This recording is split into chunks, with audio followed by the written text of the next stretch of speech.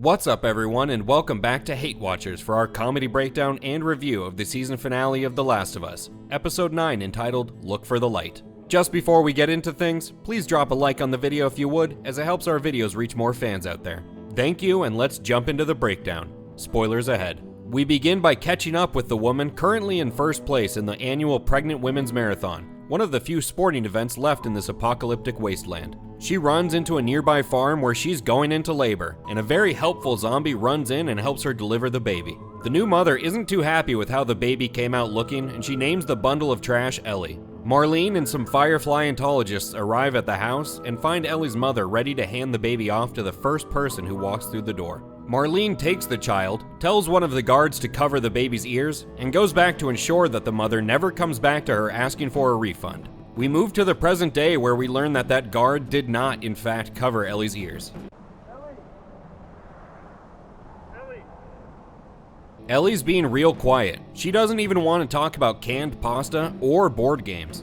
Joel offers to give her discounted guitar lessons if he can find one, 4% off his normal rate. They head downtown and search for a vantage point to get a view of the city. Ellie, still salty about Joel napping so much over the past couple months, says climb up yourself and chucks the ladder down. She sprints ahead to a giraffe, and she and Joel feed it leaves, hoping to build a bond with the giraffe that they can later exploit in order to ride the long-necked beast. Joel says, hey, now that we're 14 feet away from our destination of our 2,500-mile journey that has costed many people their lives, it's cool if you want to stop and turn back. Ellie says, let's finish this and beat the game. Save the world by finding a cure. Joel opens up to Ellie and tells her that the wound on his head was from a gunshot, but he was the one shooting. He explains that he had just lost his daughter, and almost all of his money was in Silicon Valley Bank. But at the last minute he flinched when he remembered he had a backup account in Signature Bank. Ellie brings back the book of lame puns, and the locals have already had enough of it. They take Ellie and knock out Joel, who wakes up in the hospital they were looking for anyway, so they just saved him a trip. Marlene is here to greet Joel, and she's in shock that anyone would have survived a cross-country journey with Ellie, and Joel points to the scar on his head and says, yeah, I almost didn't. She tells Joel that Ellie is being prepped for surgery, and Joel realizes that they'll have to kill Ellie to get what they need from her to develop a cure. One of the guards says, hey, look out, there's a bee, and tries to help Joel. Marlene has two guards escort Joel out, but he breaks free and shoots one of them in the dick. Joel interrogates the guy whose dick just got blown off like this guy has anything to live for now. Joel massacres his way through the hospital, killing every Firefly in sight without mercy, and eventually finds Ellie, who's about to undergo a cordyceptomy. The brave doctor who's willing to kill an uninformed child for the good of society offers to play rock, paper, scissors for the girl, but everyone knows bullet beats rock. Joel collects Ellie and puts her in his inventory, and makes his way down to the garage where Marlene is waiting for him. She tells him that there's another bee, but this time on his face, and if he stands very still, she can get it for him. We jump ahead to Joel gaslighting the shit out of Ellie as they drive away, before jumping back to see that Joel actually took care of the bee on Marlene's face. We move back to Wyoming, where Joel is bitching about foreign-made vehicles as the car breaks down outside of Jackson. They hike toward the town, and Joel tells Ellie all the ways she'll never live up to his daughter. She's taller. She had a killer smile. Ellie tells Joel that she killed her friend Dollar Store Zendaya after she turned, and then makes him swear that everything he told her about what happened when she was unconscious was true. And he says, yup, and she says, haha, okay, cool, and the episode ends. Well, we've reached that point in the video where we have to decide if this episode was a great watch or a hate watch, and this finale episode was another great watch. Like we said at the beginning and a bunch of times since, stick to the script and this show will do well, and that's exactly what they did here, with some minor deviations. Now, this episode didn't add anything of real value to the story we've already seen play out in the game, so all we've really gained is getting to see the same great story in live action. Which is not a bad thing, to be clear. Great stories don't need anything to be added, changed, or improved in retellings, and the meat of the original Last of Us story remained intact in this adaptation. There were plenty of deviations here and there throughout these 9 episodes, but the general themes, plot points, and relationships between the characters remain the same. But that's veering more into a discussion for the season review video coming out later this week. Most of this episode was all about solidifying Joel and Ellie's relationship as we headed into the climax of the whole story, with Joel choosing to save Ellie rather than allow her to die for a chance to create a cure. We've had our gripes throughout this season that Joel and Ellie's relationship doesn't have the same closeness and bond that we saw from the game. Now, some variation is to be expected because when playing the game, you spend 12 hours with Joel and Ellie and their relationship is given more attention and more time to develop.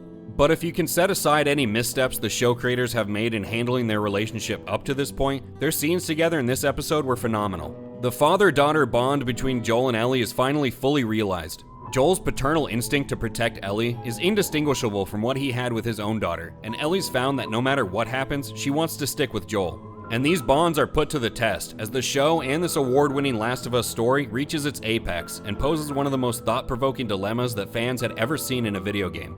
Joel chooses to save Ellie and, in all likelihood, prevent any real chance of developing a cure for the rest of the world. Now, people have debated this decision and the morals behind it ever since the game came out. For us, it's pretty clear-cut that Joel does the right thing in the hospital and the wrong thing in the car. It's wrong for the Fireflies and their doctor to kill Ellie without her knowing what she's signing up for. Her life is not theirs to take of their own accord, no matter the good it could do.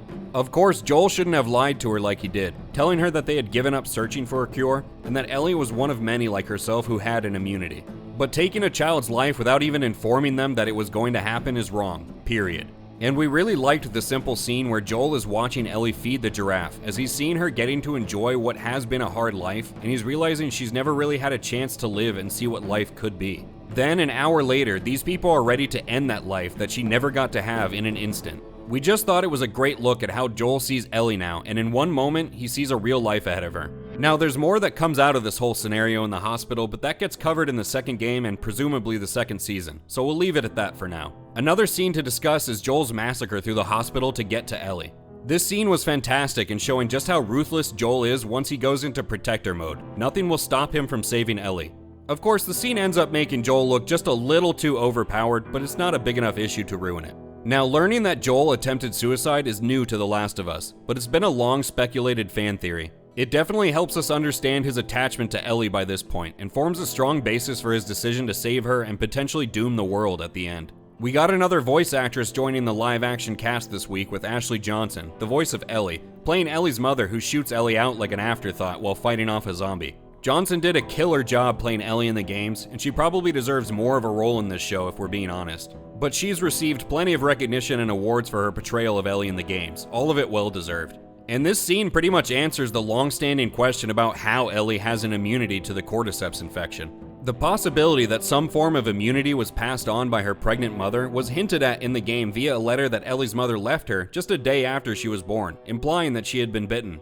There's an interesting conversation to be had about the exact mechanism that brought about this immunity. Was it passed through quick response antibodies that the mother produced and passed on through the umbilical cord?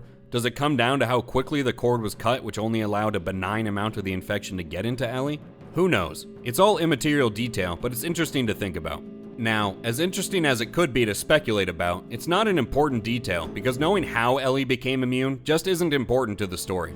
The show has proven her immunity to us on multiple occasions, and knowing the exact reasoning and mechanisms behind it doesn't help inform our understanding of the character. This episode also did a great job of, again, recreating the exact same scenes and conversations we got in the game. And they threw in some nods to other aspects of the game, like Joel boosting Ellie up to a higher area, a common game mechanic. So this episode continued to give nods to fans of the game. All in all, this was a really strong finish to a season that's had its ups and downs, and it's sure to have everyone who didn't already know the story talking. Comment below. Do you think Joel was right to save Ellie? Even if she was informed ahead of time, do you think it's fair to let someone Ellie's age make that decision? Remember to stay tuned to the channel for 2 more videos on this season of The Last of Us, a funniest scenes and clips video, followed by a complete season review video. So hit that subscribe button so you don't miss those. And hit that little thumbs up button too while you're at it. Thank you for joining us today, and we'll catch you on the next one.